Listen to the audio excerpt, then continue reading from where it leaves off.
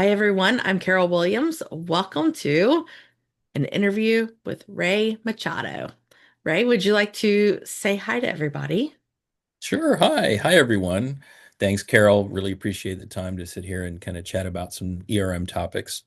Um, uh, Carol and I met through academia.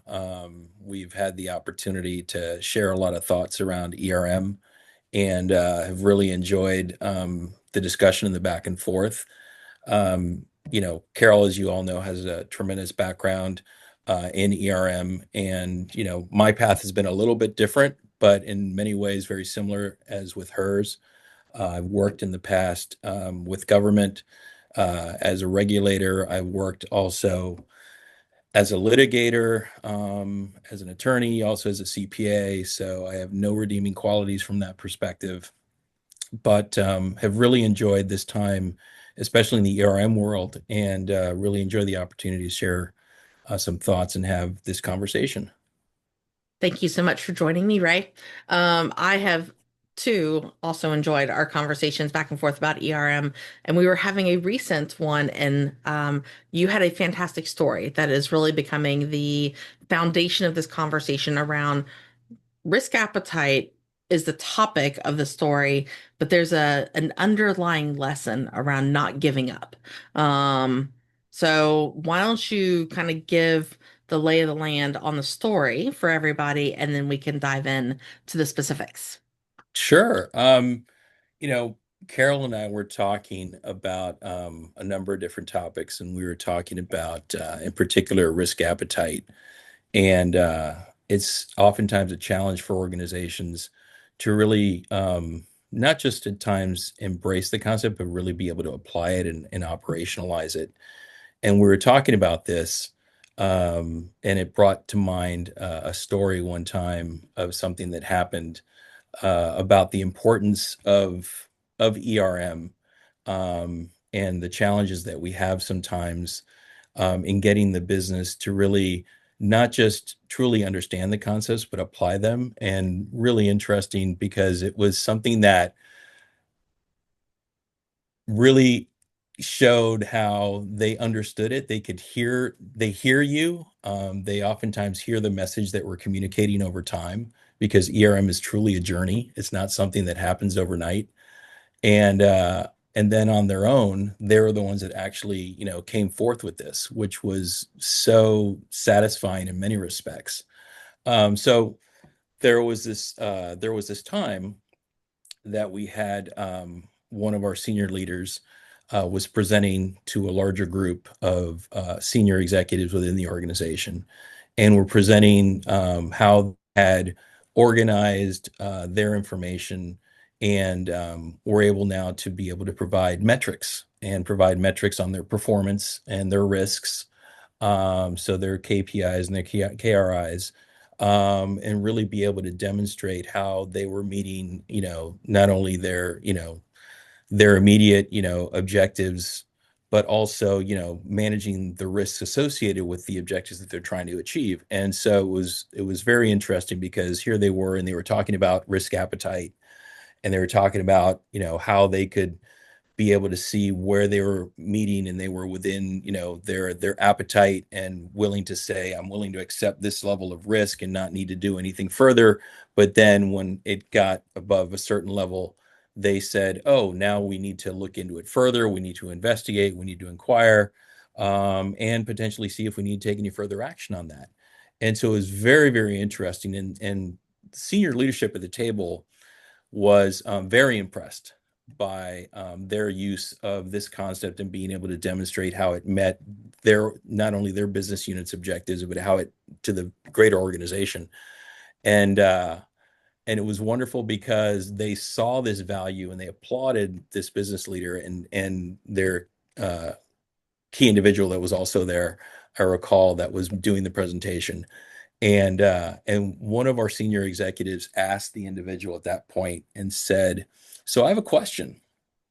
So if you're within your risk appetite and you're consistently within it, is there an opportunity to potentially say can we take on more risk? Can we maybe reallocate some of those resources to another area, another need, right? Either within your function or somewhere else. And the individual, looked at them, the business unit leader and the other individual, and they looked at him and said, well, yes, I suppose so. It's not necessarily what I would like to do, but I suppose that is the case. So I thought that was really interesting because most importantly is that it raised that concept of how we're trying to maximize the organization's resources and ability to be able to meet its overall objectives. And if we can sit there and utilize our risk appetite and how much risk we're willing to take and say, do we have something very well controlled that we can better use it within that business unit or possibly somewhere else, but even within that business unit, if there are other areas that maybe are now closer to our appetite or have gone over it, and we sit there and say we want to fortify those areas. If that's something that we want to do, then let's talk about that. It allows us to be a little bit more tactical from that perspective, in managing the business. And so it was wonderful to see for both the business unit being able to better articulate how it's managing and managing its risks and meeting its objectives, and for the executive team to be able to think about how could we leverage this further, for the benefit of that business unit as well as others. So it was really, really wonderful to see and to demonstrate what ERM, and the concepts that we, help the business with, because we have spoken with them, with all the business units over time. And it's just wonderful to see when the team, hears it and then applies these concepts, because that's how our boards talk about these things. They talk about risk appetite. They talk about these concepts, and being able to bring that down all the way down within the organization, and apply them is really critical for the organization to achieve what it needs to do and to be able to have those conversations between senior leadership and the board. Thank you so much for that story. And I gotta tell you, there's so many pieces of that story that I want us to dive into. Sure. So the first thing is, and I want to highlight this for everybody watching this, is that linkage where the foundation was back to the objectives of the business. It wasn't an isolated list of risks with some metrics associated with it. It is all going back to what is the business there to achieve and identifying how are they performing and their risks performing in relation to those objectives, which to me, that demonstrates how critical that relationship is for the business to truly want to do this kind of measurement and reporting out. Would you agree with that? Absolutely. Absolutely. 100%. So, so with that, did you coach this person reporting out for the business on, hey, this is how you really need to be doing it? Did they come to you and say, so we want to create this presentation and this is what we're thinking. Um, do do you have ideas, or had they been listening to you over all this time and they put the pieces together It on was a their own? combination of both. Yeah, it was a Okay. combination of both. So, they had been hearing us over the last several years, and it had come to a point where they had now wanted to do this, and they approached us and said, hey, this is what we want to present. Wanted to get your thoughts and feedback, and we said, this is wonderful what you guys are putting together. And one of the things you might want to think about is, for the perspective, especially the leadership in the room, when they talk to our board, you know, their presentations oftentimes are structured in this manner. You can link it with what your individual metrics, how you group them, how you communicate, you know, the results of your metric reporting, how that can report up into the types of categories of risk and risk appetite that we talk to with the board, right? And so that really helped them kind of better organize and link it for them. And I got to give them credit. They did do a wonderful job at their presentation to really demonstrate that of how, they use this reporting, operationalizing it, using it within the business for them to manage their activities, and then being able to show how that rolls up into their performance and being able to show then how it ties into, how they manage risk, for the organization in accordance with what the organization had said as far as its appetite levels. So it was really, really great to see because it was something where they had come to a point where they wanted to be able to leverage these concepts and then wanted to be able to say, how can we, really tie it into the bigger picture? And that's where they circled back and wanted to go over that. And it was wonderful as well because now that's information that they knew they were going to feed to us and provide to us on a regular basis, to be able to incorporate into our greater analysis. Right. And so that was just great to see because it helped not just them, but it helped us as well. That's awesome. Now, I do want to call out that risk categories were not substituted into objectives. Like those are two Right. distinct things that a lot Correct. of times, because we're comfortable in the risk space, we tend to lump all of our risks by category when we do reporting, but that is not the case when you do objective centric reporting. You're tying risk to objectives, but you can label a risk based on the Hmm. category. So I Hmm. did want to just call that out. Now, an interesting concept there of the story that you were telling is they came to you with, hey, we want to do this. And I love that as an example of ERM getting pulled into the business of the business engaging with ERM as opposed to ERM kind of having to throw elbows to get into the room and pushing their way in.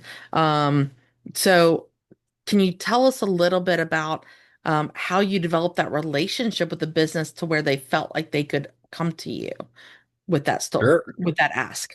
Sure. I mean, for that organization back in the day, um, it was really it was really where learning to invest in the time, ERM is developed over the years, and it's really even today, I would say it's something that for a lot of organizations it continues to be an investment in a journey, right? To be able to have a mature organization. It's not something that you can just invest in overnight. It has to be tailored to your organization, to your culture.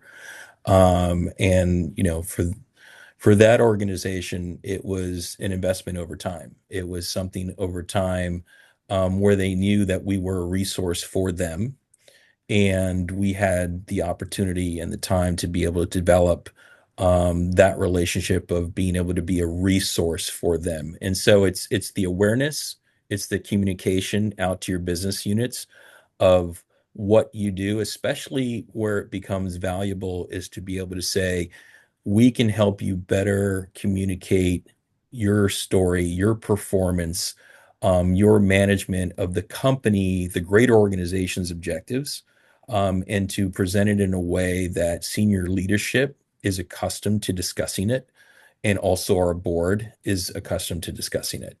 I think when you're in that type of situation, in that type of environment, being able to say, we can help you with that type of communication with the organization's leadership and our key stakeholders, they find a lot of value to that because they're oftentimes more involved, obviously, into their day to day, into their specific activities. And so Yeah. being able to say, how can I do this better and how can I communicate my story better? That's a huge benefit. And that's where, they found a lot of value from that perspective. Absolutely, because you're helping them look good, right? That's Exactly. basically what you're helping them do. And you've become a partner with them instead of you're dragging them along for the journey. Because you Exactly. never want to drag them. Never. Um, but, walking arm in arm and helping you kind of push them up and make them look good is what we're here to do, We're here to help Exactly. the business, right? Exactly. That's so awesome. So let's dig in a little bit into that conversation around the executive asking. So it sounds like if your KRIs are showing that you're within your risk tolerance here, that we could take on more risk, or maybe reallocate resources. Hmm. Sometimes you get push and pull because you Hmm. have business leaders like, I don't want to give up my people. Hmm. Um, but you can also have a misalignment of people who are, I'm not comfortable with that idea. When you've got others that are like jumping on the bandwagon and let's go take on more risk. How do Hmm. you help facilitate that conversation to where it doesn't end up going in a bad place? Well, I think in those types of situations, it's really critical to have an understanding, especially to have that opportunity to discuss further about the nature of what the what the challenge and the opportunity is. So when we sit there and start looking at, saying, well, we're comfortable within our appetite here, it's really starting to understand better the facts around what type of activity or operation that it is, right, that we've got going. What are we seeing as far as the level of investment? It's the specifics that you start getting into the considerations of it, and you start looking at it and also saying, is it from a risk appetite perspective, or is it an area that we prioritize, let's say, where we have, let's say, a very low, appetite for risk. If we have Mm. something that is a very low appetite for risk, are we willing to take on more in that area versus if we said it was something that was more, let's say, moderate and we're saying or high and we sit there and say, can we take on more? If it's a moderate level of risk that we're willing to take, are we willing to say we're willing to take on more there, or is it that low that we say, yeah, there's very little wiggle room that we've got. We really don't want to have that discussion around that area. So you have to put it in that first in that concept, that bigger framework to start thinking about where does it fit in. And then, of course, where you want to, where the opportunity lies, where do you want to move it to, right?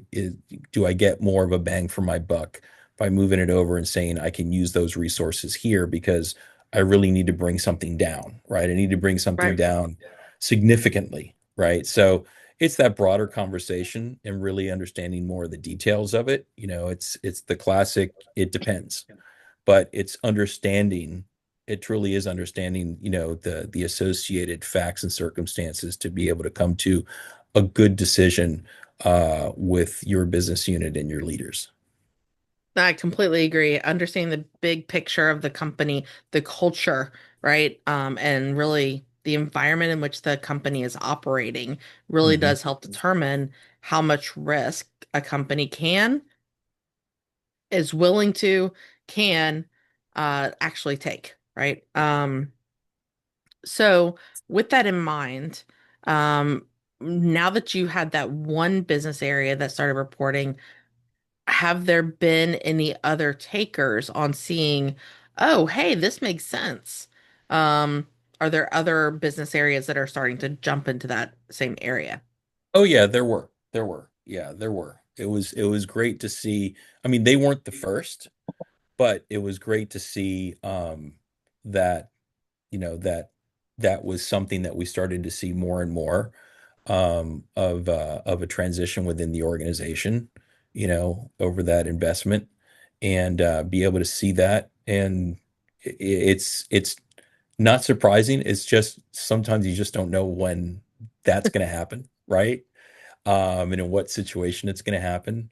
And so you take every one of those wins, and Yep. every opportunity that you have to further, bring different parts of the organization along, because they don't necessarily all occur at the same time, right? You might have some parts of an organization that are very mature and very set in their processes, and doing certain things from a ERM perspective may be more of a challenge than more of a startup business.